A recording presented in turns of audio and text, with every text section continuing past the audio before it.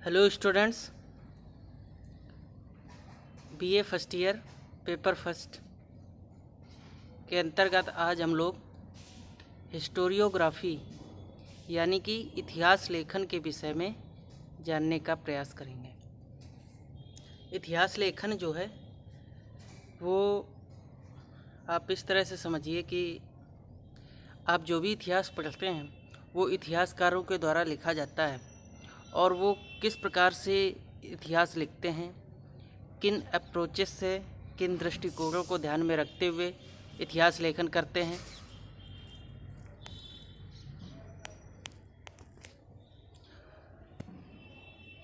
वो सारी बातें आज हम लोग अपनी इस क्लास में करेंगे और इसके साथ साथ जैसा कि आपका पेपर सल्तनत काल से संबंधित है, तो उस समय के प्रसिद्ध फेमस इतिहासकार कौन हैं, किन इतिहासकारों के माध्यम से हमको उस समय के इतिहास की जानकारी प्राप्त होती है, तो उन सभी इतिहासकारों के बारे में भी हम लोग इस हिस्टोरियोग्राफी टॉपिक के अंतर्गत जानने का प्रयास करेंगे। तो सबसे पहले बात मध्यकालीन भारतीय इतिहास लेखन की करते हैं। तो उस समय इतिहास लेखन मुख्य रूप से दो प्रमुख भाषाओं में हुआ, पहला अरबी और दूसरा फारसी। अरबी इतिहास लेखन जो है बड़ा ही प्रारंभिक इतिहास लेखन था मध्यकालीन इतिहास लेखन का, और इस्लामिक कंट्रीज़ में खास करके जो इतिहास लेखन है वो अरबी में ही प्रारंभ हुआ। ठीक है, इस इतिहास लेखन को प्रारंभ करने का श्रेय जो है वो इब्न खालदून, इब्न इस्हाक, मिशक वाय, अल-बरूनी, इस तरह के इतिहासकारों को जाता है जिन्होंने प्रारंभिक अरबी इतिहास लेखन प्रारंभ किया। इनमें से आपको खास करके अल-बरूनी के बारे में जानना रहेगा, क्योंकि अल-बरूनी एक ऐसा अरबी इतिहास लेखक था जिसने कि भारत पर अपने बहुत सारे ग्रंथ जो हैं लिखे हैं। चूँकि ये महमूद गजनवी के समय भारत आया था और इसने भारत की प्रमुख भाषाओं को सीखा, खासकर संस्कृत को सीखा, और संस्कृत को सीखने के बाद उसने यहाँ के प्रमुख साहित्य का अध्ययन किया और उसके बाद वो भारत में कई वर्षों तक रहा भी। तो उसके इतिहास लेखन को बहुत ही प्रामाणिक इतिहास लेखन माना जाता है भारतीय इतिहास के दृष्टिकोण से। ठीक है, तो यहाँ से एक बात आपको समझ में आनी चाहिए कि इतिहास लेखन जो है उसकी एक विशेष क्वालिटी होती है कि जो इतिहास लेखन जितना स्पष्ट होगा, जितना पूर्वाग्रह से ग्रसित नहीं होगा और मतलब कि ऑब्जेक्टिव होगा, ऑब्जेक्टिव्स मतलब घटनाओं पर आधारित होगा, निष्पक्ष होगा, तो वो इतिहास लेखन उत्तम क्वालिटी का इतिहास लेखन माना जाता है। ठीक है, फिर भी इतिहास लेखन की अपनी अपनी विचारधाराएं होती हैं, तो अपने अपने दृष्टिकोण होते हैं। कितना भी इतिहासकार लिखने का प्रयास करे इतिहास की घटनाओं को, उसमें उसका जो दृष्टिकोण है वो अवश्य रूप से देखने को प्राप्त हो जाता है। जैसे बात करते हैं इतिहास लेखन का जो दृष्टिकोण है वो आधुनिक भारत में कई दृष्टिकोणों में विभाजित हो गया। जैसे अगर हम मध्यकालीन की बात करें तो धर्म संबंधी इतिहास लेखन ज़्यादा होता था। ठीक है, और इसके साथ साथ जो इतिहास लेखन है वो राज दरबार, युद्ध, ठीक है, इन क्षेत्रों से ज़्यादा रिलेटिव था। जन सामान्य, महिलाएं, शूद्र, ठीक है, इन सारे क्षेत्रों से संबंधित नहीं था। लेकिन राज दरबार और युद्धों से संबंधित जो भी राजा से शासक से संबंधित जो भी इतिहास लेखन किया जाता था उसमें कई इतिहासकारों के द्वारा इस बात का ख्याल रखा गया कि इतिहास की जो है सत्यता की जांच या इस इतिहास की सत्यता को स्पष्ट रूप से रखा जाए, यानी कि प्रमुख साक्ष्यों के आधार पर, तथ्यों के आधार पर ही इतिहास लेखन का प्रयास किया जाए। लेकिन फिर भी उसमें कहीं ना कहीं एक मानसिकता जो है वो देखने को मिलती है, जो धार्मिक पूर्वाग्रह से ग्रसित मानसिकता थी। यानी कि अब जैसे कि हम उदाहरण के स्वरूप बात करें जियाउद्दीन बर्नी की, तो बर्नी खुद इतिहास लेखन के विषय में अपनी बात कर रखता है और ये कहता है कि इतिहास लेखन जो है वो स्पष्ट, सत्य होना चाहिए और निष्पक्ष होना चाहिए, ठीक है। लेकिन जब वो खुद इतिहास लेखन करता है तो कई जगहों पर वो धार्मिक रूप से ग्रसित हो जाता है और चीज़ों की जो व्याख्या है वो धार्मिक आधार पर करता है, ठीक है।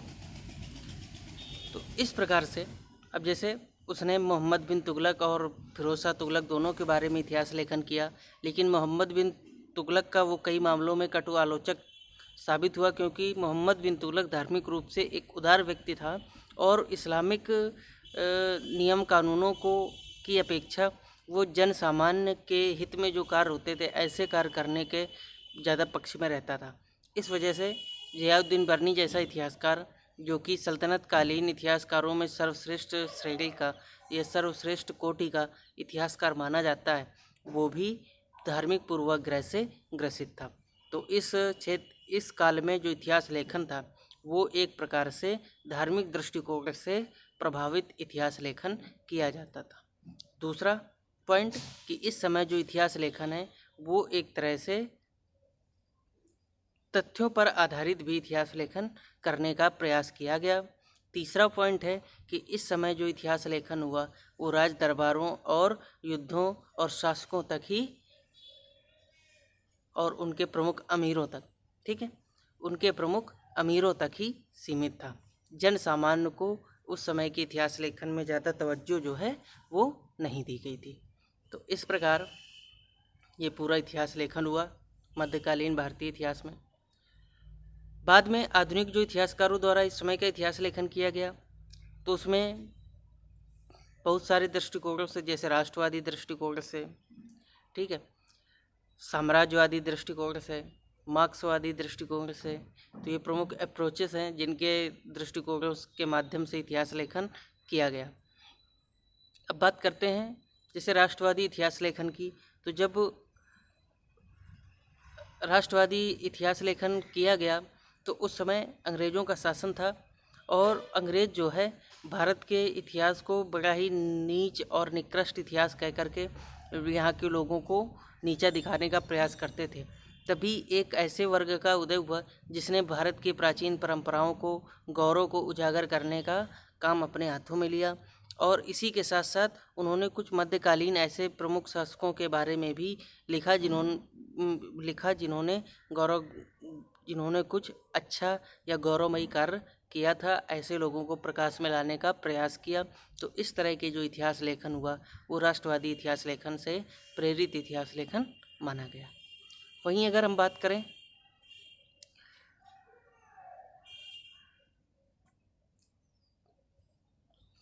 संप्रदायवादी एक इतिहास लेखन इस समय का हमको देखने को मिलता है। कुछ ऐसे इतिहासकार हुए जिन्होंने संप्रदाय को ध्यान में रख करके इतिहास लेखन किया। कुछ लोगों ने मुस्लिम संप्रदाय को ध्यान में रख करके इतिहास लेखन किया, क्योंकि अंग्रेज़ों के समय हिंदू और मुस्लिम के बीच बांटो और राज करो की नीति का पालन किया जा रहा था, जिसमें हिंदू और मुसलमान दोनों ही फंसते जा रहे थे। इस वजह से इनके बीच सांप्रदायिकता जो है वो बढ़ती चली जा रही थी। इसका असर इतिहास लेखन में भी देखने को प्राप्त होता है और इस खास करके मध्यकालीन इतिहास लेखन जो उस समय के प्रसिद्ध इतिहासकारों द्वारा किया गया तो वो इसी दृष्टिकोण से प्रभावित था। इसमें यही था कि उन्होंने अपने को श्रेष्ठ, इस्लामिक शासकों को श्रेष्ठ, इस्लामिक काल को, मुग़ल काल को श्रेष्ठ बताया।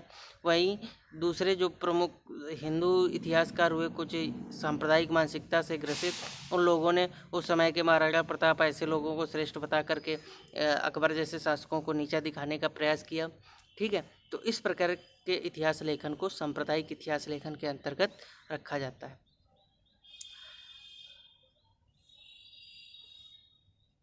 ठीक है। लेकिन आप लोगों को एक निष्पक्ष तरीके से चीज़ों को समझना है, भावनाओं में नहीं बहना है कि आप सांप्रदायिक इतिहास लेखन की ओर चले जाएं। आप इतिहास के छात्र हैं और इतिहास का सीधा सा मतलब होता है कि चीज़ों को निष्पक्ष रूप से देखना। ठीक है, अब निष्पक्षता का भी एक आधार होता है। ठीक है, कोई भी कार्य वही अच्छा कार्य होता है जो जन सामान्य के लिए, राज्य के लिए हितकारी हो, और जो राज्य के लिए और राज्य की प्रजा के लिए अहितकारी हो वो एक अच्छा कार्य नहीं हो सकता है। और आपको इन्हीं आधारों पर मेरी समझ से इतिहास के प्रमुख घटनाओं का, प्रमुख कालों का आकलन करना चाहिए। बात करते हैं मार्क्सवादी इतिहास लेखन की। मार्क्सवादी इतिहास लेखन ने प्रत्येक काल में आर्थिक इतिहास लेखन पर ज़्यादा से ज़्यादा जोर दिया। अब इसमें मोहम्मद हबीब, इरफान हबीब जैसे प्रमुख इतिहासकारों के नाम आते हैं जो आधुनिक इतिहासकार हैं, जिन्होंने मध्यकालीन भारतीय इतिहास लेखन में मार्क्सवादी दृष्टिकोण से सोचने का प्रयास किया और मार्क्सवादी दृष्टिकोण से ही इतिहास लेखन प्रारंभ किया। इन लोगों ने इस समय के आर्थिक उत्पादनों, नए नए टेक्निक्स, जो तकनीकों का जो विकास हो रहा था, उन सारी चीज़ों पर ज़्यादा फोकस किया और उन्हीं चीज़ों पर ध्यान करते हुए प्रमुख घटनाओं का कारण भी इन्हीं चीज़ों को माना, क्योंकि मार्क्सवाद दृष्टिकोण का आधार यही है। उसका ये कहना है कि उत्पादन और वितरण प्रणाली में जब अंतर हो जाता है, जिस प्रकार से अंतर होता है उसी प्रकार से समाज जो है वो परिवर्तित होना प्रारंभ कर देता है। ठीक है, तो ये मार्क्सवादी दृष्टिकोण था। इस प्रकार के ये विभिन्न दृष्टिकोणों के माध्यम से इतिहास लेखन किया जाता रहा है। अब हम लोग बात करते हैं फारसी इतिहास लेखन की। फारसी इतिहास लेखन जो कि मध्यकालीन इतिहास लेखन में सबसे ज़्यादा इसी भाषा में इतिहास लेखन किया गया था, और फारसी इतिहास लेखन के में ही जियाउद्दीन बर्नी, अमीर खुसरो, ठीक है, मिनहाजुस सिराज जैसे प्रमुख इतिहासकारों के नाम जो है लिए जाते हैं, जिन्होंने फारसी में इतिहास लेखन किया। फारसी में इतिहास लेखन होने का एक प्रमुख कारण और भी था, क्योंकि मध्यकाल में जो राजभाषा थी या राजकीय भाषा थी वो फारसी भाषा ही थी, और सभी राजकार्यों में फारसी भाषा का ही प्रयोग किया जाता था। इस वजह से जो इस समय इतिहास लेखन भी हुआ वो ज़्यादा से ज़्यादा फारसी इतिहास लेखन ही किया गया। ठीक है, अब इसमें कुछ खास किताबें हैं, जैसे कि अलबरूनी की मैंने बताया कि उसने अरबी भाषा में लिखी, उसकी पुस्तक का नाम था तारीख़ हिंद। ठीक है, तो ये आपको याद रखनी है।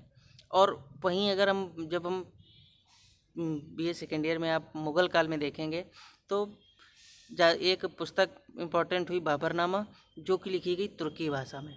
ठीक है, तो उसको आपको याद रखना है। और बाकी जो इम्पोर्टेंट पुस्तकें हैं ज़्यादातर वो सभी आपकी अरबी फारसी भाषा में ही लिखी गई। ठीक है, तो उस समय के कुछ प्रमुख जो इतिहासकार हुए उनके बारे में अब हम लोग एक एक करके जानने का प्रयास करते हैं। तो चलिए स्टार्ट करते हैं। सबसे पहले हम लोग बात करते हैं फिरदौसी के बारे में। ठीक है, फिरदौसी का पूरा नाम अबू अल कासिम हसन बिन अली तूसी था। वह महमूद गजनवी के दरबार में था। उसने शाहनामा नामक ग्रंथ की रचना की। ठीक है, यह ग्रंथ उसने मोहम्मद महमूद गजनवी की प्रेरणा से लिखा था। शाहनामा को 3 भागों में बांटा जा सकता है। ठीक है, पहला लोक साहित्य पर आधारित इसमें उल्लेख मिलता है, फिर काल्पनिक अफसानों पर आधारित, और तीसरा ईरान के इतिहास पर आधारित। इस ग्रंथ से महमूद गजनवी द्वारा भारत पर किए गए आक्रमण के विषय में भी जानकारी प्राप्त होती है। तो यहाँ पर आपको सिर्फ 2-3 पॉइंट याद रखने हैं, जैसे कि फिरदौसी जो है महमूद गजनवी के शासनकाल का प्रमुख इतिहासकार था, और जिसने शाहनामा नामक ग्रंथ की रचना की थी, और जिससे महमूद गजनवी के द्वारा भारत पर किए गए आक्रमण के विषय में जानकारी प्राप्त होती है। ठीक है, वहीं बात करते हैं अल बैहकी की। ख्वाजा अबुल फजल बिन अल हसन अल बैहकी। ठीक है, पूरे नाम याद रखने की आपको ज़रूरत नहीं है, केवल आप अल बैहकी याद रखिए। ये भी गजनी सल्तनत का प्रमुख इतिहासकार था। उसने तारीख़ बैहकी नामक ग्रंथ की रचना की। उसने इतिहास लेखन व्यक्तिगत अनुभव तथा जानकारी के आधार पर किया। क्योंकि वह अनेक सुल्तानों के समकालीन रहा और उसके दरबारियों तथा कुलीनों से काफ़ी निकटता रही।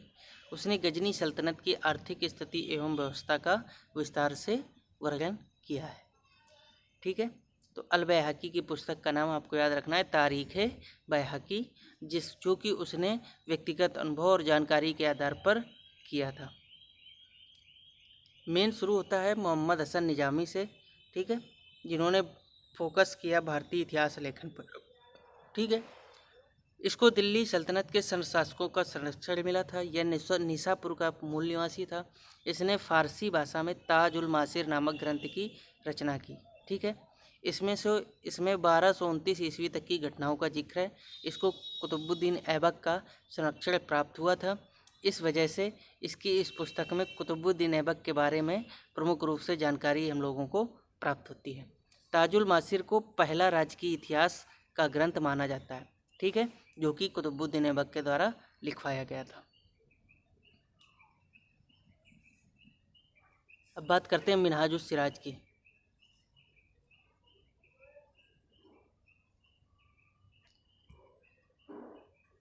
मिनहाजुस सिराज, इसने तबकात नासरी नामक ग्रंथ की रचना की। ठीक है, मोस्ट इम्पॉर्टेंट है ये आपके लिए।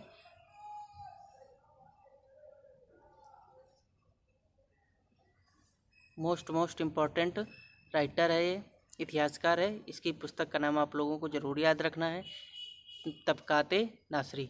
इस ग्रंथ में इसने इस्लाम धर्म के उत्थान, खलीफाओं के शासन, ईरान के शासकों, तुर्की का शासन का प्रारंभ, गजनी एवं गौर वंश, मंगोल आक्रमण और गुलाम वंश के शासकों के विषय में फारसी भाषा में लिखा है।